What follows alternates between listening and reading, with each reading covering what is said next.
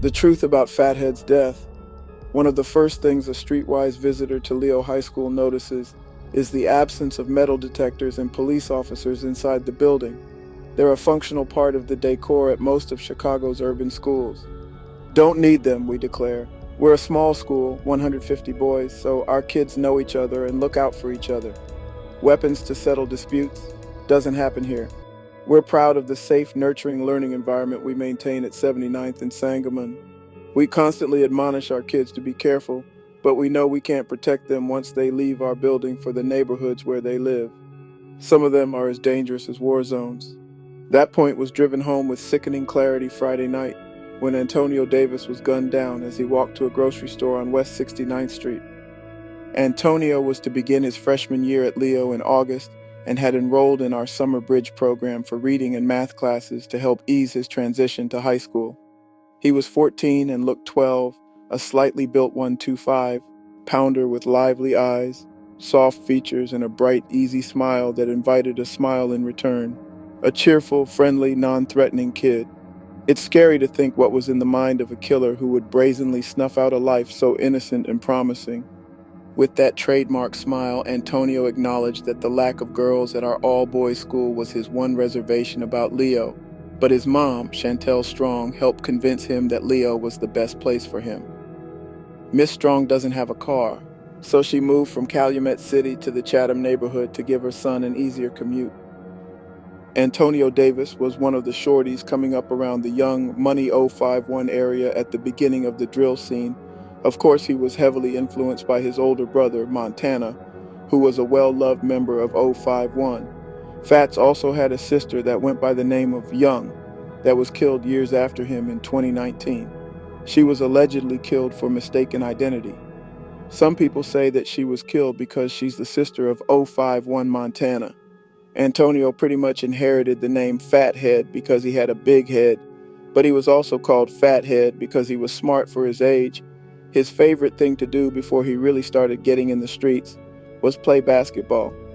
Once he started leaning more towards the streets, he actually started rapping. He would begin going by the name Little Flock. But he also rep ICMG, or the Low City Money Gang. They were formed in honor of a well-loved member that was killed in 2008.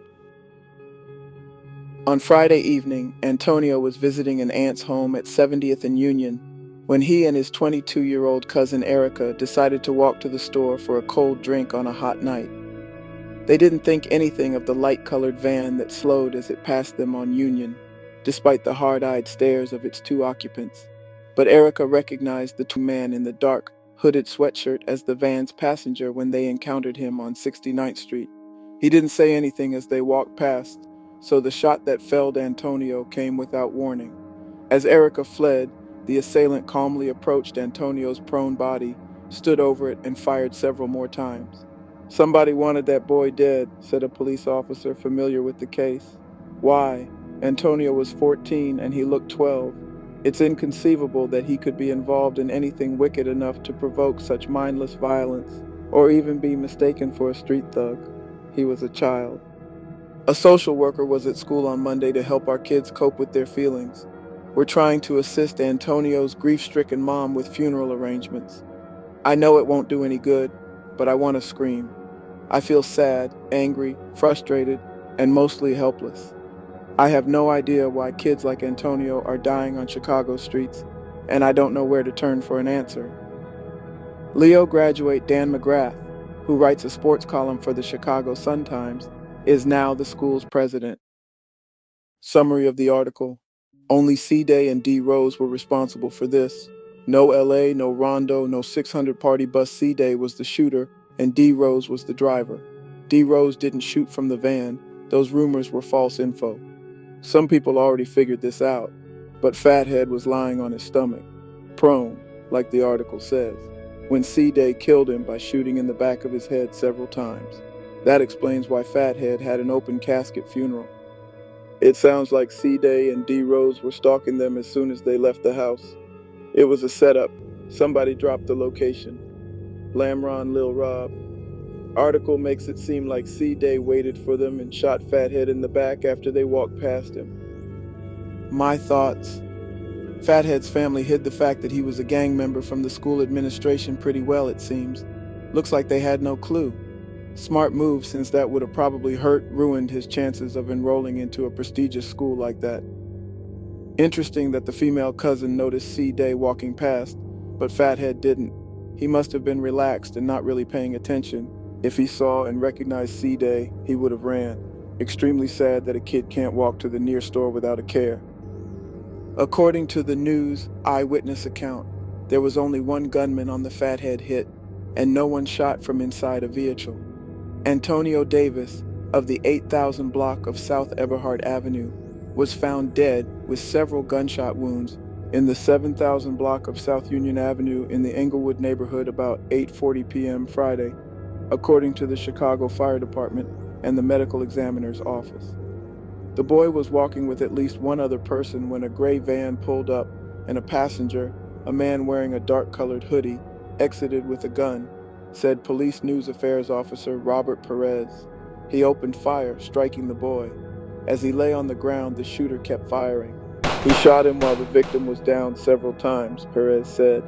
The shooter then got back into the van, which was driven by another man about the same age, between the ages of 20 and 25.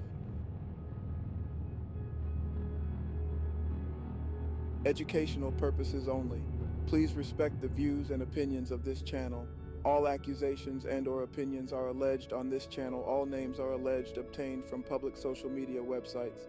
Please respect the channel and its channel holders. And again, all names, accusations are alleged. Thank you for your support.